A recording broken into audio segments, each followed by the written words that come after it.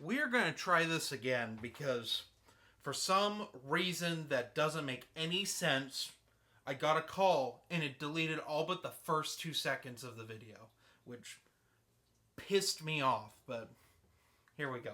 We're going to talk about Alien Romulus, the movie that Disney micromanaged to hell. Because it reeks of a modern Disney IP project.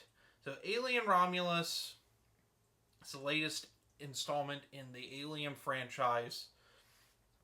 It's the first one in a while to not be directed by Ridley Scott, but Ridley Scott had a say in things because his dumb garbage he's been putting in the previous films is back. But anyway, Alien Romulus is about a group of teenagers that are trying to steal some life pods, basically. They're the cryostasis pods, so they can go to a planet where they can see the sun and not be indentured servants to Weyland-Yutani. Well, they get on there, and it turns out it was a testing facility for xenomorphs, and all hell breaks loose. So, let's talk about the good here. Some solid acting from our two main characters. The others are fine. The score's really nice. The practical effects are really nice.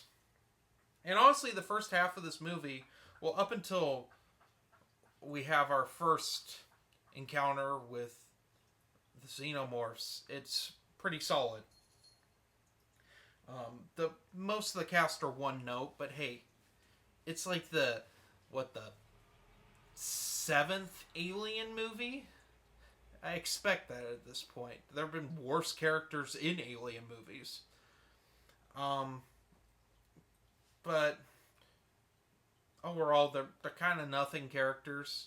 With the exception of, I really like the android Andy. He's probably the standout of this film. Rain's fine, but she's no Ripley. And she's not she's probably the weakest female protagonist we've had in an Alien movie up until this point. I mean, she's no Ripley, and she's no Holloway. I think was the lead in Prometheus. I think I'd put her on par with the lead in Covenant. They're about the same. She's fine. She's fine for what she does. She didn't irritate me. She's just fine. And she got a little characterization that her parents died of some horrible cancerous thing from being miners on this planet. So she wants to leave. She wants to see the sun because they can't see the sun ever. And Weyland-Yutani has basically made them into indentured servants. The facehuggers are done very well. And the effects with the facehuggers, for the most part, there's a few CGI things in there with them. But for the most part, they're props. They're animatronic props, and it's great. There's no facehugger eggs, which is weird. And there's no queen alien in this either, although we do have a hive. So, could there have been one on that ship? Maybe. I don't know. We get some weird xenomorph stuff in this because, of course, we find out that Weyland-Yutani has been trying to get the black goo. Because, yes, Ridley Scott helped produce this. So, of course, the black goo is back. And it doesn't really have a whole lot on the plot until the last quarter of the movie. But this movie, it references every Alien movie, Alien Isolation, and a tiny bit of Alien Colonial Marines and Alien Out of the Shadows. So, what I mean by this is, the Colonial Marines thing is that the movie opens with they found the wreckage of the Nostromo. You know, the thing that got nuked 5 times, and there literally shouldn't be any of it left. Oh, there's enough stuff there, and yes, they find the original xenomorph from Alien, thus making what Ripley did pointless. Was not a fan of that. But it's okay. They don't actually fight that xenomorph, although we find its dead body with the grappling hook still stuck through it. That's weird. That's just weird. There's an Ash robot. It's not Ash, but it did remind me of Alien Out of the Shadows, where in that Ash is pulling the strings since he's now like an AI for some reason. And in this, there's an android. Ash, it's like the same. I think it's called like Rook or something like that.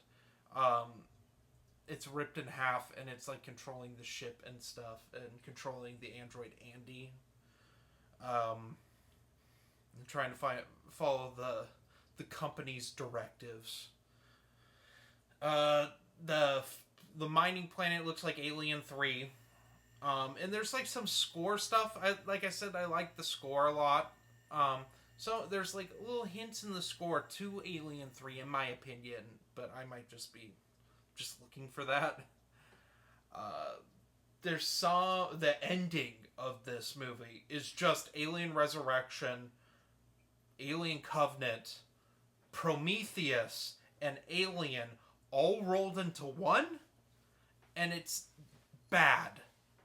And I will not.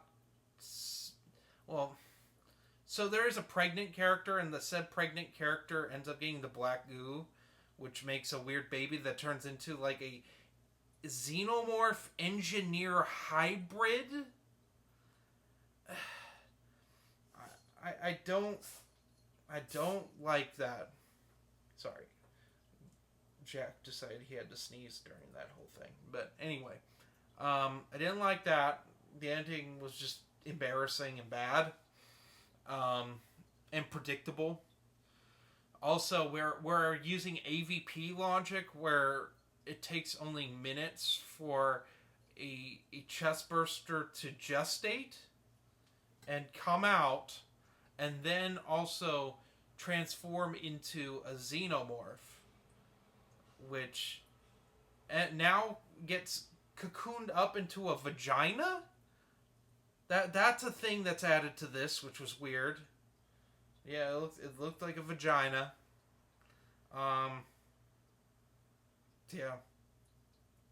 It's pretty much it's a member berry movie. If you're familiar with the term member berries. Remember this? Remember that? Remember when she said, "Get away from her, you bitch"? Remember when Ash said, you have my sympathies? So bad. And also, the Ash android that's not Ash, it's a terrible deep fake of Ian Holm. Because he's dead now. And I think Lance Henriksen told them no, and they didn't bother to call Winona Ryder up, because that wouldn't make any sense. But hey, these Alien movies have become so like nonsensical that I guess we could have a pre-call Android.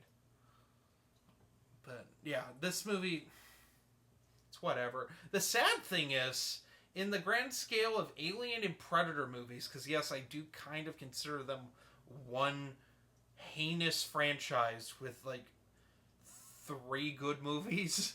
The rest are just various states of bad. This kind of ranks in the bottom of the middle. I don't think it's as good as, like, say, Alien 3.